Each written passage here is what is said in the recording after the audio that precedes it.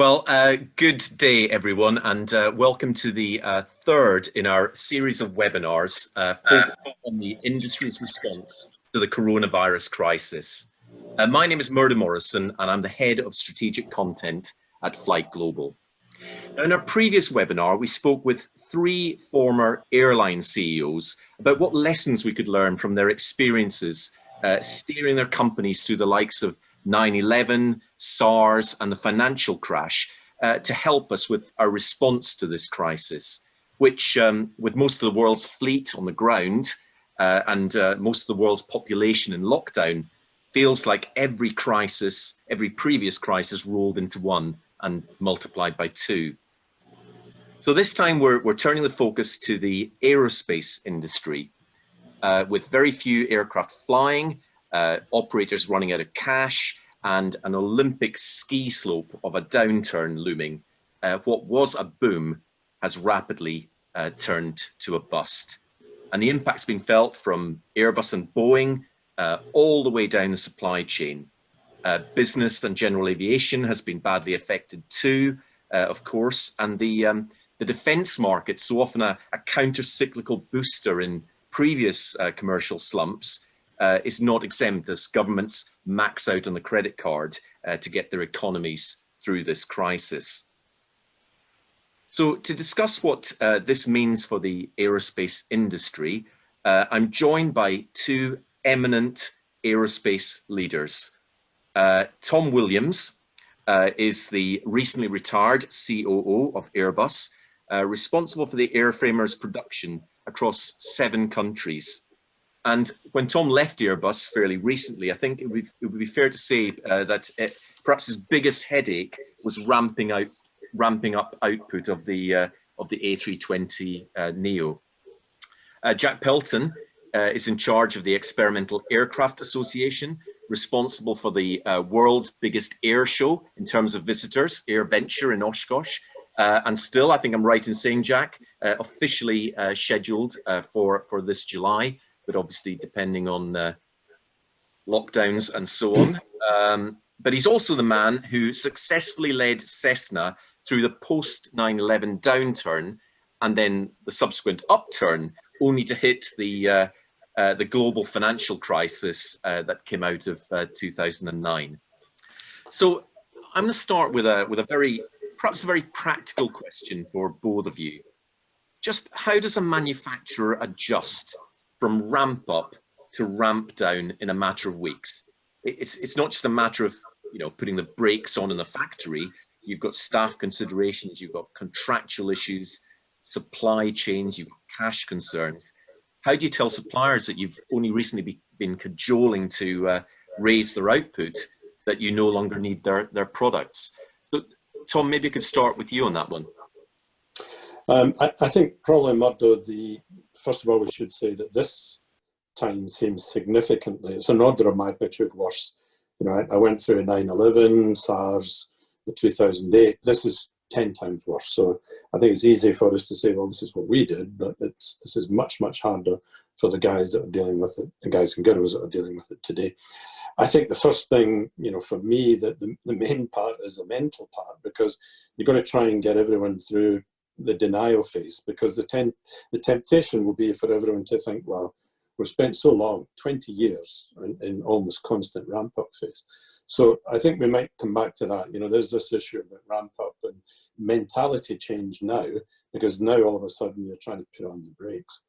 And I think the other comment that for me would be important is, from a management point of view, leadership has to be very prominent. You've got to get out in front and explain to everyone, all the stakeholders, the employees, customers, supply chain, governments, unions, everyone, what the situation is, even if you don't know the answer. And it's okay to say you don't.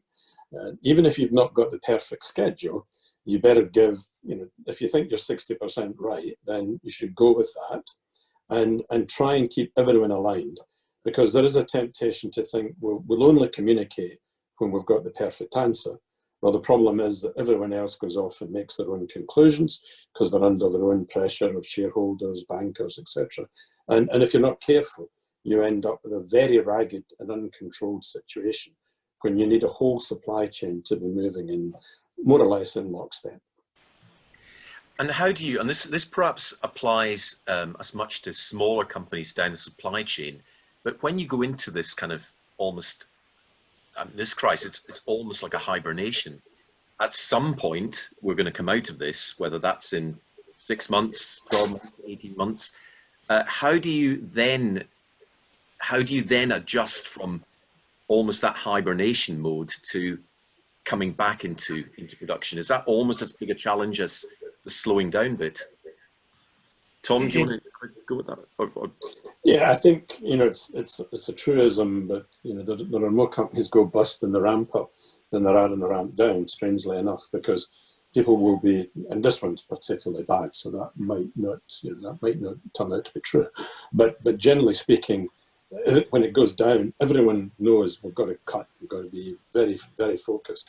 The problem on the other side is that for a lot of the suppliers, as they start to ramp up, their lead times are such that they're 12, 18 months ahead of the OEMs in that situation, and they have to put out a significant amount of money fairly early in the process, investing in new equipment, etc. So that you can have both sides of this. You can have people go bust on the other side of the curve.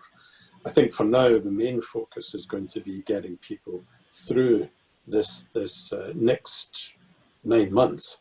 And that's particularly a case, I think, in the aerostructures supply chain, because I think the system suppliers tend to be better funded. They've had, you know, longer periods of better EBIT. They will lose, of course, their aftermarket in the short term, but those tend to be stronger companies with better access to raising bonds and those kind of things.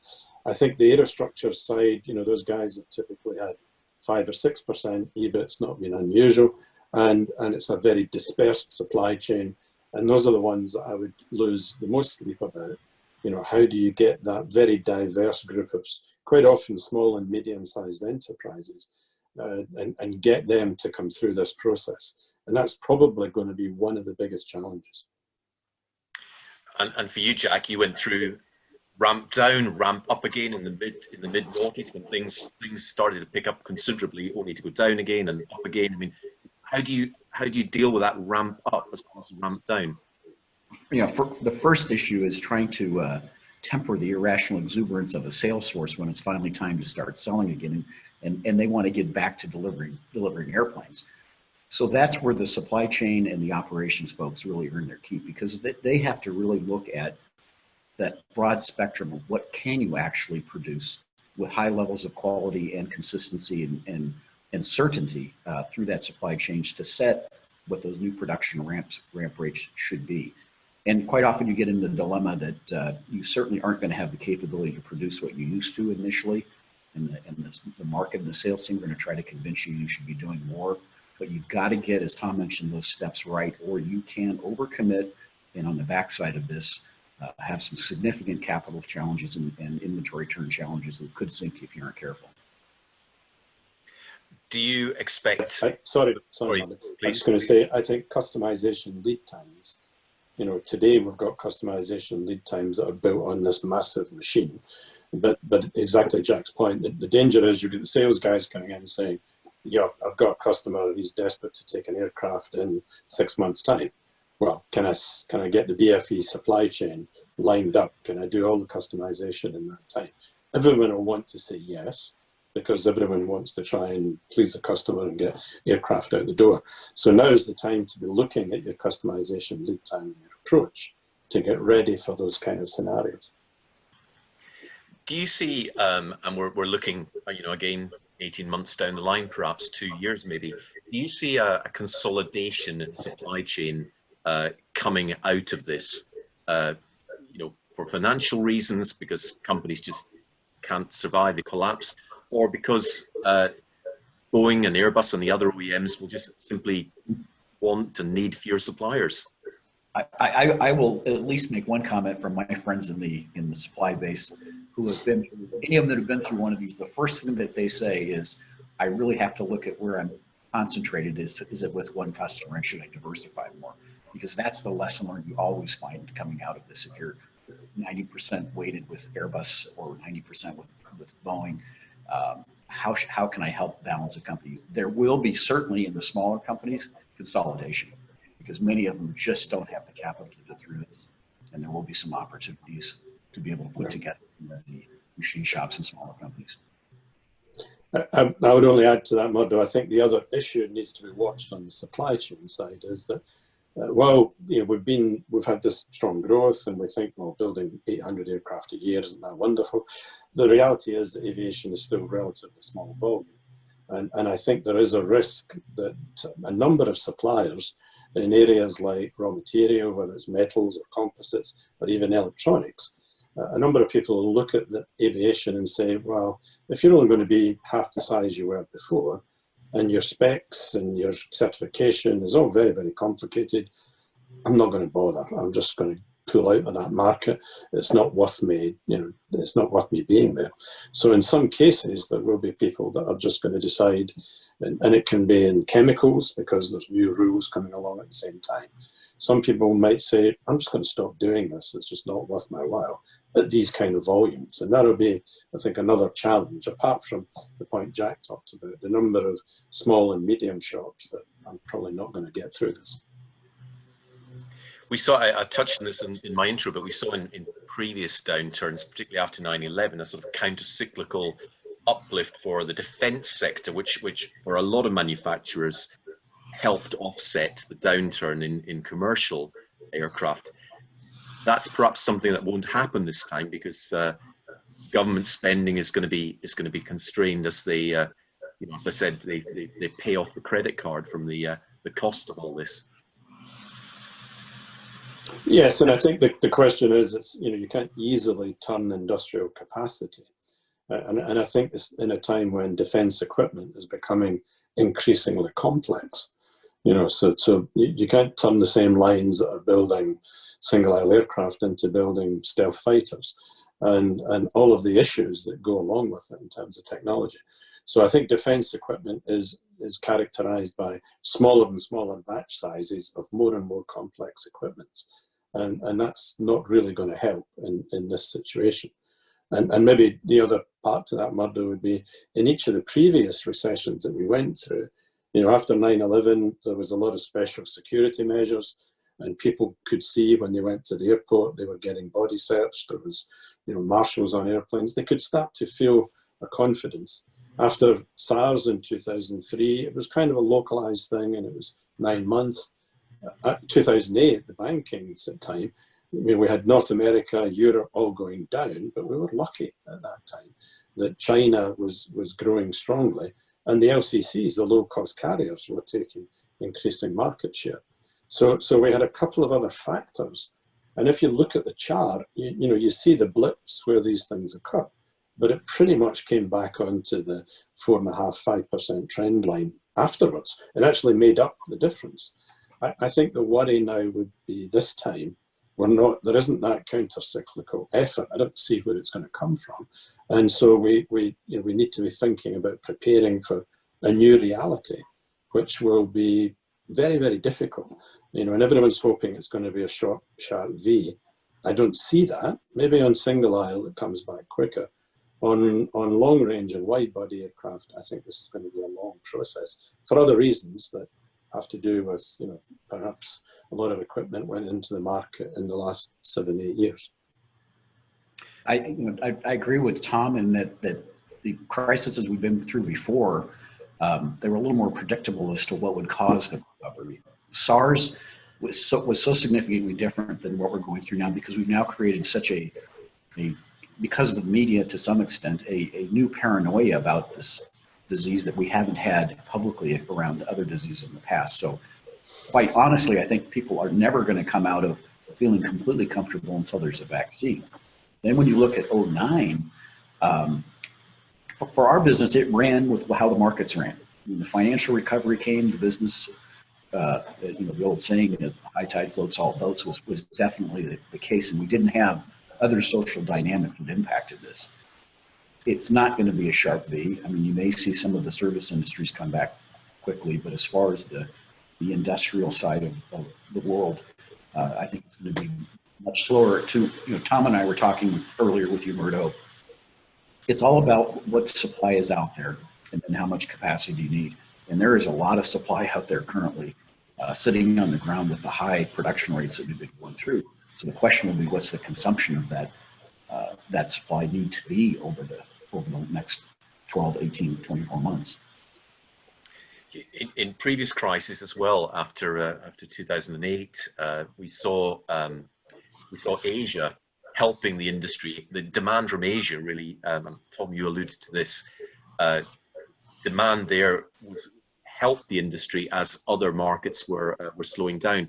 It happened in business aviation as well. I guess that's not going to happen this time. So obviously, is it? I think we have to also recognize that there was an issue that if we came into the end of last year, the RPK numbers that issued by IATA for the Chinese market, for example, showed a 5.3% growth, which in most other markets you'd say, well, isn't that great? 5.3, that's really good. But in the previous 20 years, it was probably the worst numbers we'd had for China. You know, they'd had 9, 11, even 12% in some years. So 5.3 was almost like a recession. And it's probably fair to say that China took less airplanes in 2019 than it did in 18. Now, some of that was due to the MAX deliveries, but Airbus didn't deliver more in 19 than they did in 18 either. So I think there was an issue that, there was a lot of capacity had gone into China. There are some limits in terms of air traffic space. Ironically enough, in China, air traffic space is quite limited, and more particularly things like pilots and infrastructure. So I think the issue is that while we can see some signs that flights are starting to operate in China, I think the Chinese government will want to encourage airlines to start flying because communication is part of mobilizing the economy. We have to wait and see what the load factors are. And we'll see the same in North America. I think the US government will pour money into the US airlines and will encourage them to fly. But we hear a lot of stories about aircraft flying with 12 passengers or even less than that. So load factors are going to be a record low. And that's going to be another big determinant. So I think China will come back, but China was already we had the problem last year of trade war between the US and China, which was slowing things down. And I think there were other issues even before we got into this that are now catching up, are now fully exposed in a way that were perhaps a little bit hidden in the past. And Jack, are we at the bottom of the U yet, as far as at least US manufacturers are concerned? Perhaps is there and how steep will that recovery be? Do you think?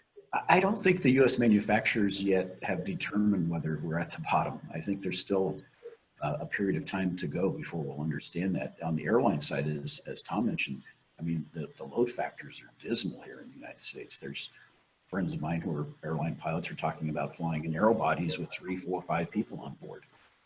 So, there's this new, again, the difference being what's going to be the social integration into causing people to want to fly again, how you get them over the fear and the paranoia, which we don't have with just a pure financial crisis.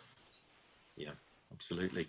I'm going to take some questions from the audience. I've got one here, and this is very appropriate, and this applies to previous crises as well.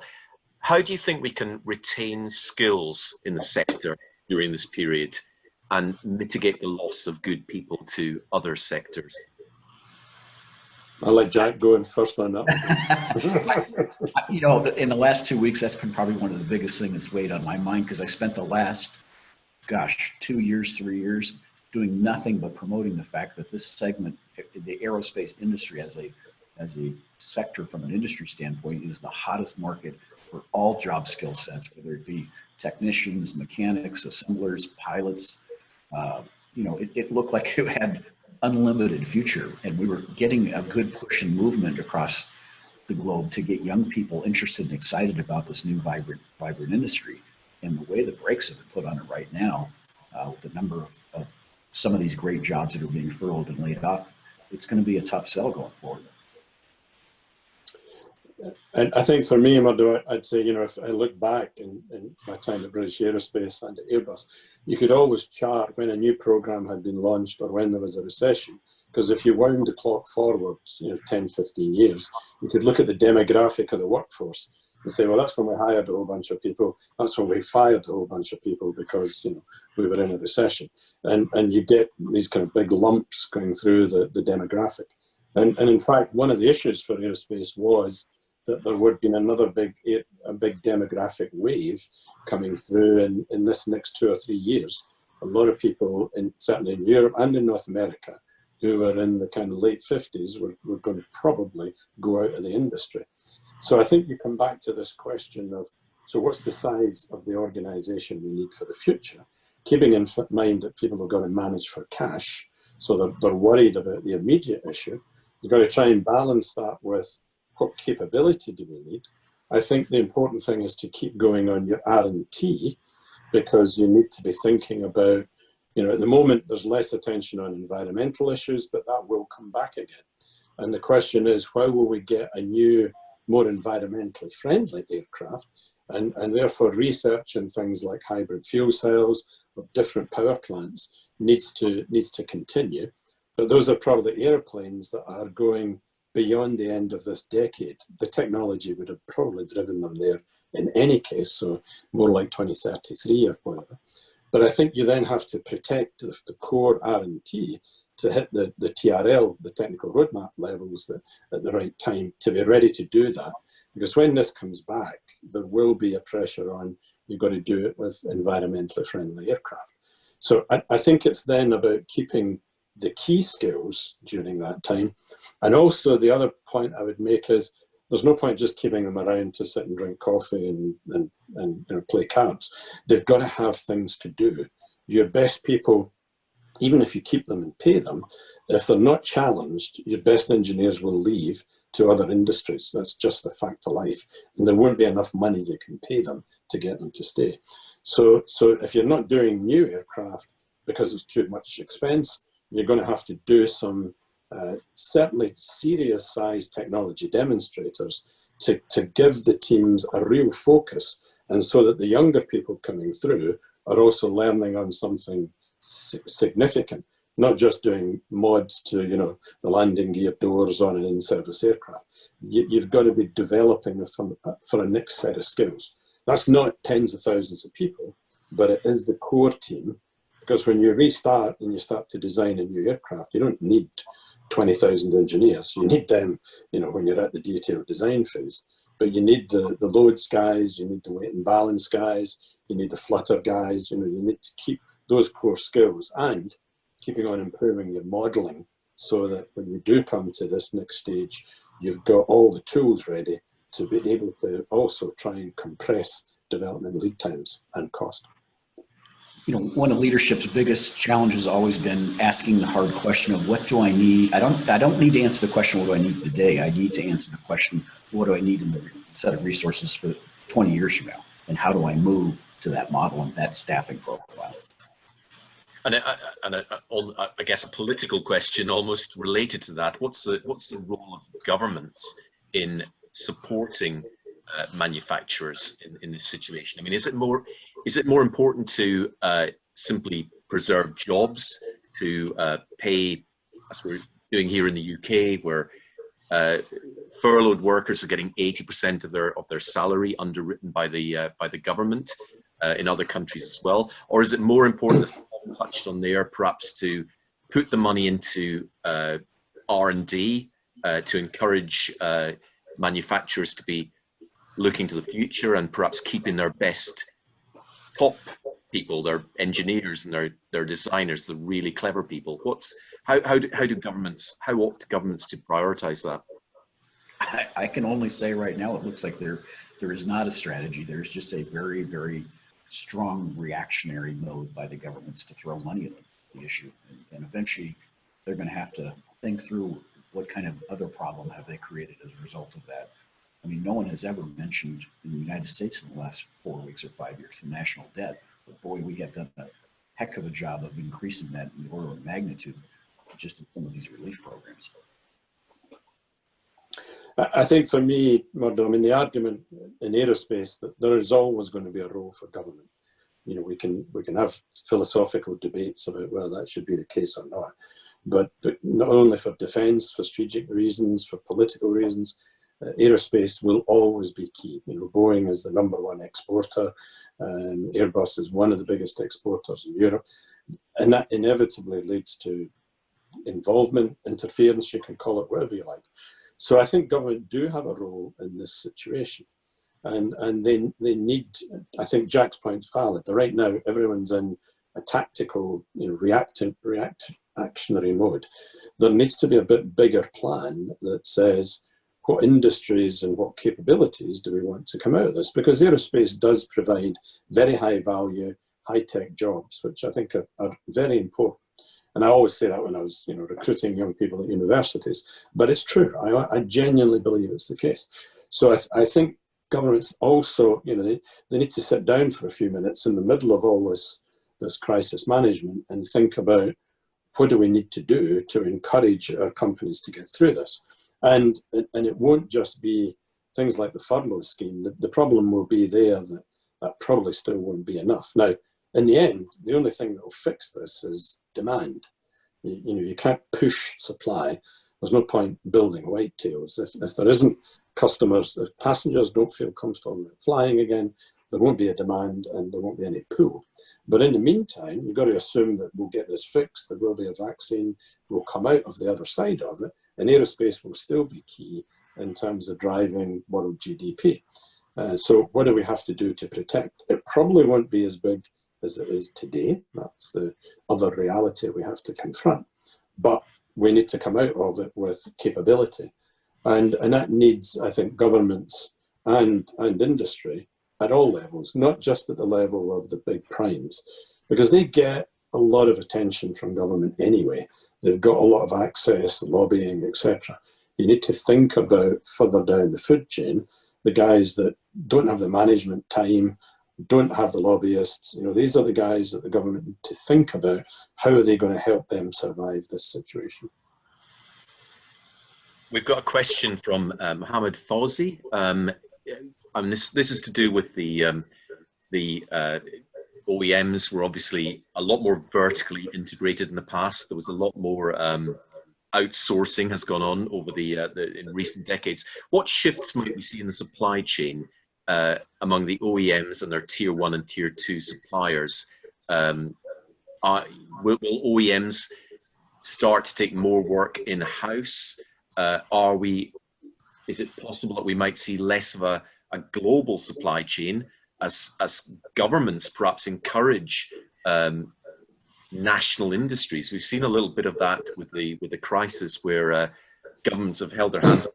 We don't actually have any companies that make ventilators. We don't have a pharmaceutical industry. Will there be a lot more economic nationalism, and will that feed into the aerospace industry?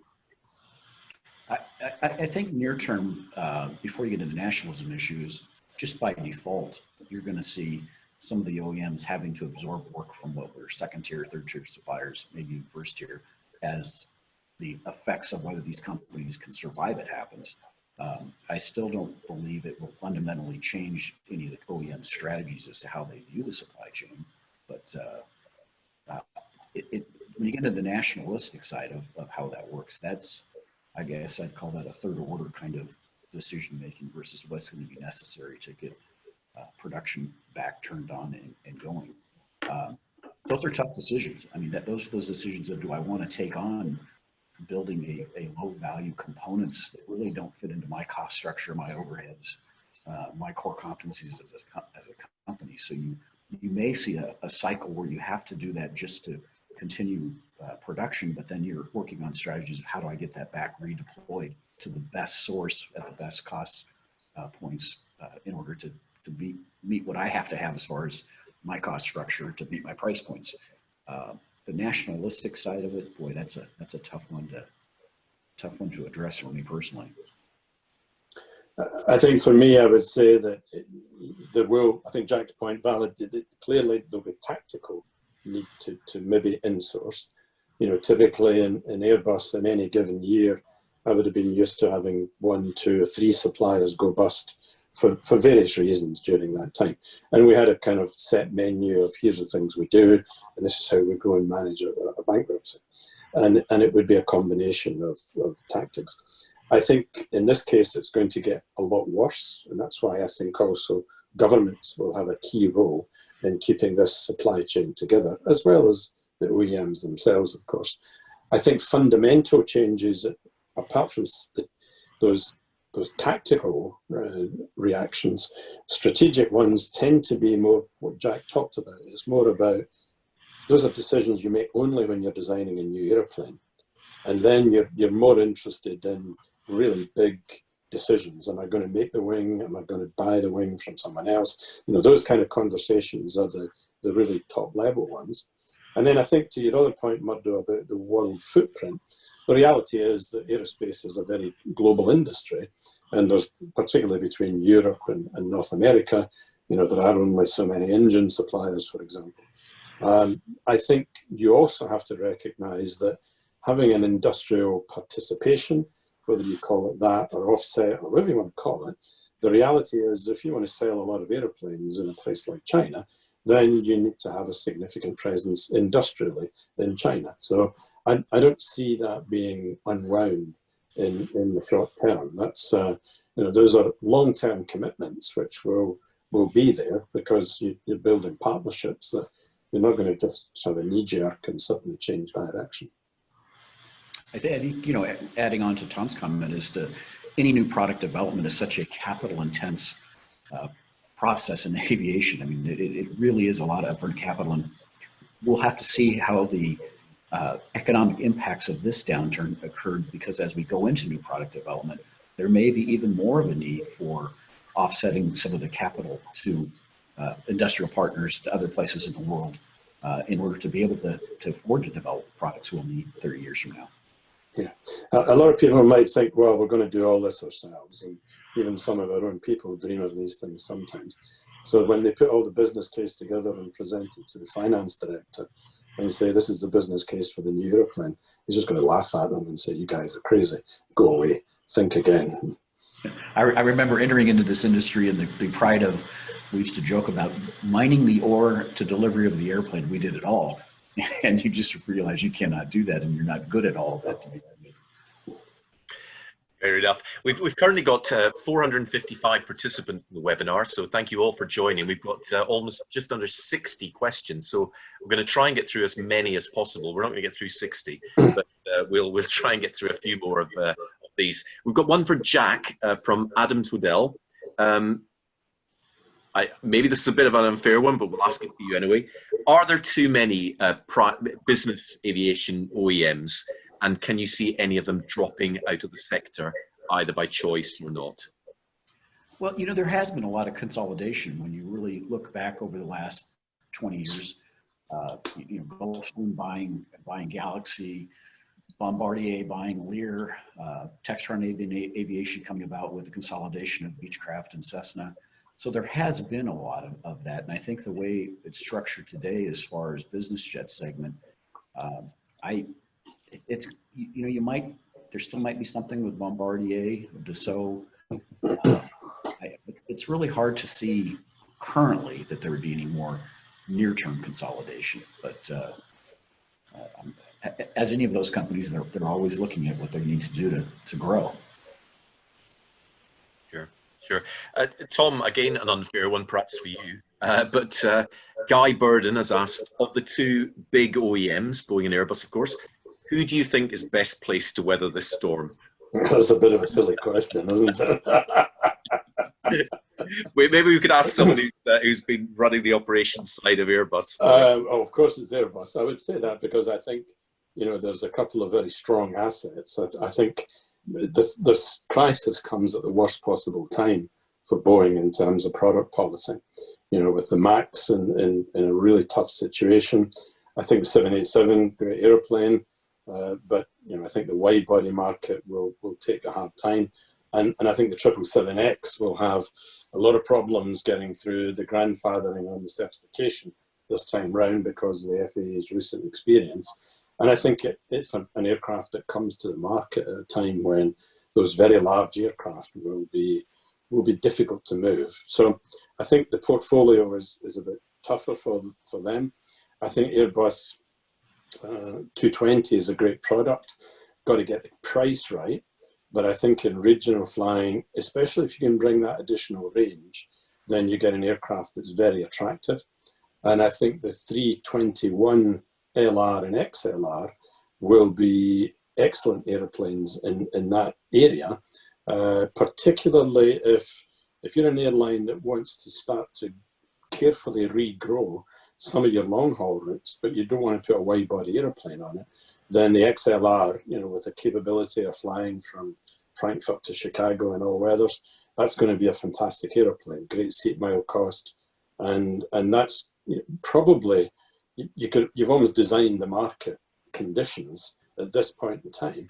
It couldn't have been better for that aircraft coming into service. So I think the portfolio is probably better for Airbus, but then, as I say, I'm completely and utterly biased in this process. We've got one here, and I'm going to ask the same question in two slightly different formats to both of you. So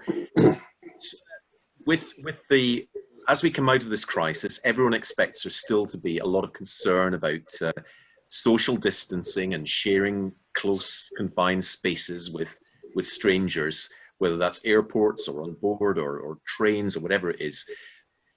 What do you think? I'll ask Tom this one first of all. Do you think for the airlines and for the aircraft manufacturers, this will impact into the way that aircraft are designed? So maybe not the aircraft themselves, but the cabin of aircraft. So I think EasyJet have announced plans at the moment to leave middle seats of the aircraft. Do you see this as being continuing in the medium term as we come out of this?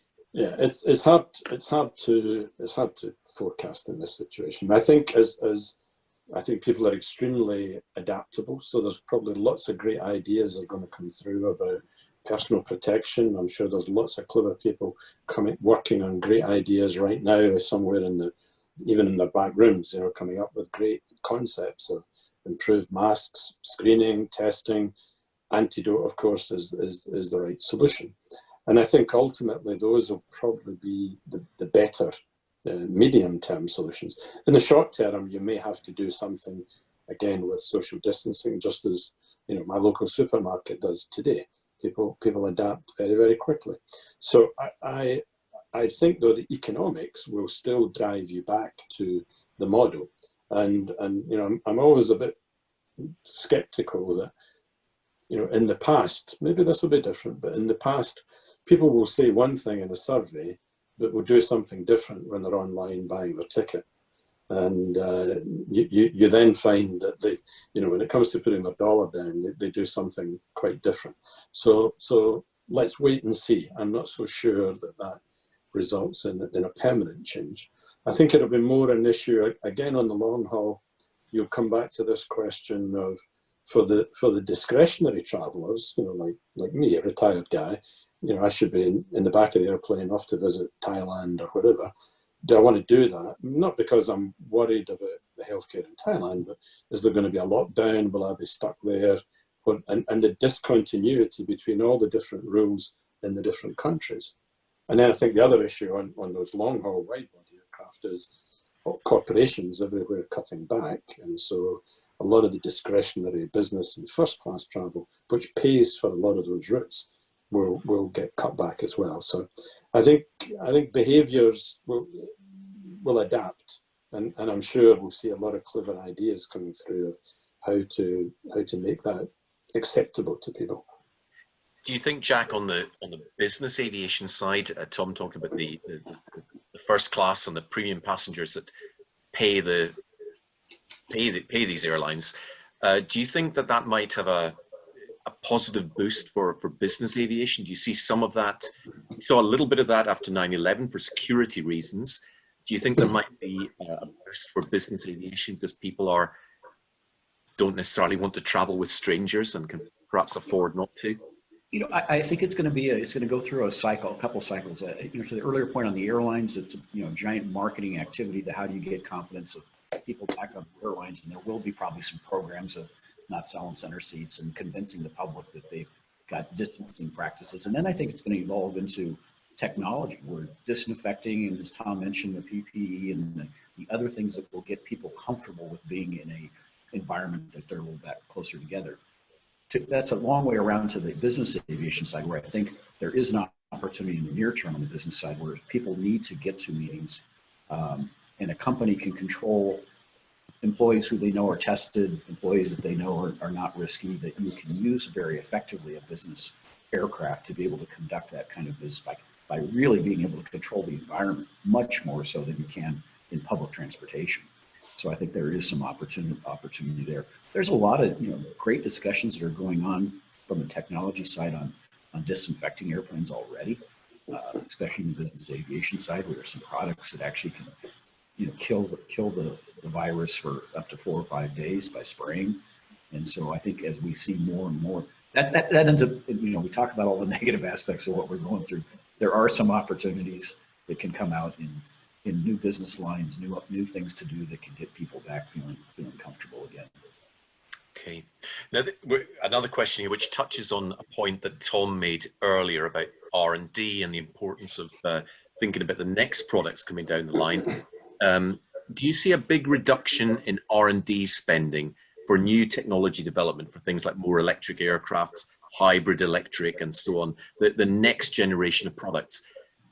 Are they going to fall victim to this crisis as well? I'll answer first, Tom. I mean, he's in the world of big bets on R&D.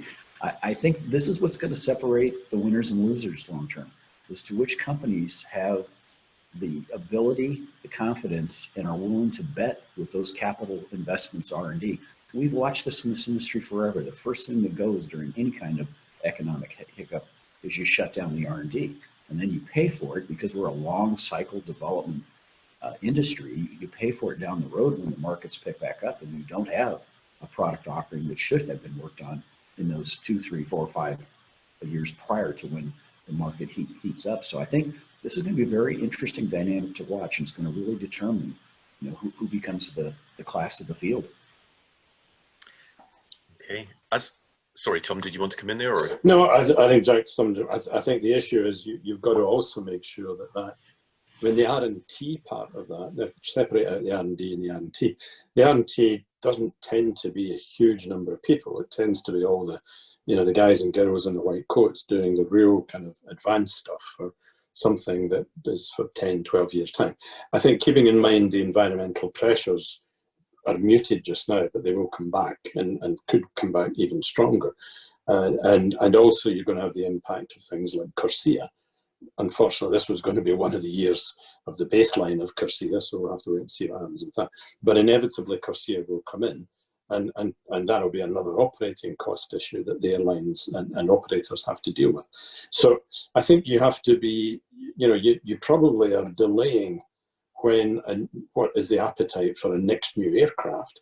And in any case, I would have been saying, unless there's a step change in engine technology, which I don't think happens this decade, it's probably then you need to get ready for the next generation, which is not going to come until 2032 or 33. And in that situation, you need to be looking at alternate fuels, hydrogen. I don't think the battery solution will be viable for aerospace, certainly not for an airplane the size of, let's say, a 320. For various reasons, would be another conversation.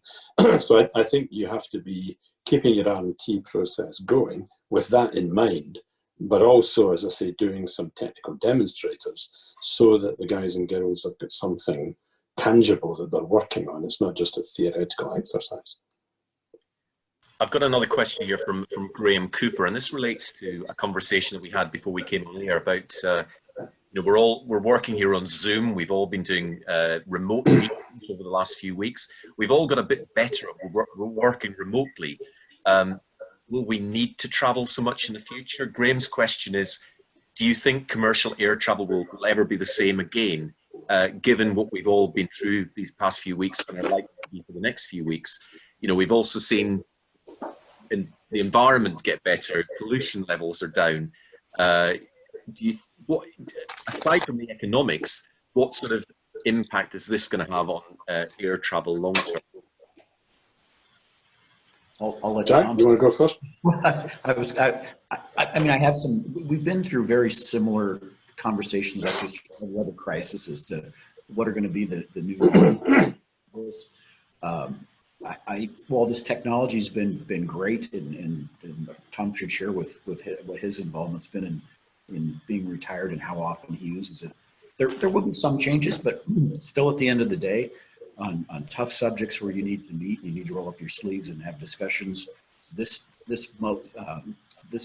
mode of communicating just doesn't quite get some of that done as easily as you need to be as highly productive as you need to be on certain topics. I mean, I would say of all the different plants I used to be responsible for, all the plant leaders would probably have preferred the Zoom process. They were never terribly enthusiastic, because whenever I would go for a visit, I would say, you're only allowed 2 or 3 slides of PowerPoint, and then we'll go out in the factory and we'll spend the rest of the day there. So that wasn't a process that they were always terribly enthusiastic about, I'd have to say. So maybe that was just my style. I think the issue then will be, joking aside, I think it does. The last 4 weeks has been a bit of a revelation for me. I've never been busier, and I've done a lot. I've achieved a lot through other media. I think if you know the people well and you've got strong relationships, routine meetings where you're just reviewing actions, you can kind of get that done. I think there is still a lot to be said for, especially in our kind of industry. You've got to go see if what actually is happening on the, out in the hangar or on the production line matches up with the next PowerPoint presentation. And you've got to see, look in people's eyes when they're talking about what are the issues and what are the priorities, can I deal with it, can I not? And of course, if it's new relationships, if you're in sales and you're trying to build up a relationship with a customer, the only way to do that is face-to-face and over a period of time until you build up trust. So I think the answer is yes, it will have, I think, an impact, especially in a time when people are worried about security and health. And at the same time, I think in the end, it won't entirely replace it. Technology always creates, sometimes it creates more reports, more demand. And I think you'll find that, after a period of time, that'll kind of smooth itself out again. But it could have, in the future, maybe 10, 12% of some of the travel you might have done. Maybe you do it every alternate month instead of every month, those kind of things. I do think the third dimension of having video is a huge plus over just teleconference, because I can see when you're wanting to talk or not talk, and as opposed to stepping on over each other, and that has been nice. Jack, I remember after 9/11, both the business aviation industry and also some airlines as well ran campaigns about the importance of getting back to travel, because of the importance of face-to-face meetings, stuff you couldn't. Back then it was over the telephone mostly, but stuff business is just done better face-to-face than remotely. I guess this technology has moved on, and we're much better at doing things remotely than we were in the years after 9/11. But do you see it coming? You see that being a negative as the industry comes out of this? I don't think it's a negative. I think it's a pivot that we, in my demographics of people coming up through the industry and age group, versus now the younger generation who is being educated, trained in a whole different manner than we were, and they're doing so much more remotely, online. They don't carry a book bag anymore. They are far more attuned to what I think is a society shift, and that will be one of the things we're going to have to accommodate with the new workforce in the next years. I've got a question from, I hope I've got the pronunciation right, Michele Picardi. And this is really to do with a very practical question, how companies respond to downsizing with their staff. How do you handle the overcapacity of staff and assets in the long run? Can part-time working be considered as an option as opposed to laying off staff? I mean, talk very briefly about some of the issues that you've confronted in previous downturns? And I know it depends on the country you're in largely, and the laws and so on, but maybe just briefly talk us through some of the processes that you go through when you're deciding, are we going to furlough people? Are we going to make them redundant? Are we going to try and persuade them to reduce their salary and go part-time? Jack, you want to go first on that? I was going to let you, Tom, because I'll... Okay, all right. So, I mean, I think, first of all, you've touched on it, Murdo, you have to adapt to the local, national rules and conditions because they'll be quite different. And that there will be, there are schemes like Kurzarbeit and whatnot in Germany where you can get subsidies. The 5th day is paid by the government. Those are quite useful in terms of retaining capability and skills. I think the question comes back to, is it a short, sharp V? Are we just trying to maintain skills for a short period of time? Or is this a more structural and longer term issue? And if it is, then we need to think about the whole issue of the footprint, the number of facilities, the things that we're doing. That's a much more structural conversation. And I suspect we're at the edge, that's where a lot of the people are going to have to face up to. What's the industrial landscape? How many suppliers do we need? How many engineers do we need in all of this to protect, as Jack said earlier, it's not about managing the day-to-day. Right now, everyone's probably managing just for cash, but they need to be thinking about what's the shape of the business in 5 years' time. And then you have to have a kind of, what would be the worst case scenario? So we prepare for the worst and we hope for the best, obviously, but we have to prepare for the worst case. And then there are a number of social means that we can go through, whether it would be things like voluntary schemes. The problem with that often is that you tend to lose some of your best people, and that may not give you it might allow you to achieve a numbers game, but it doesn't necessarily allow you to set the business up for the future. It's kind of socially nice, but maybe not the best long-term solution. So I think you have to design a plan. You can look at various different alternatives, but you have to design a plan with what do we need in 5 years' time, not how do we just get through the next 6 to 9 months. And Tom did a great job of kind of outlining where you're trying to get to.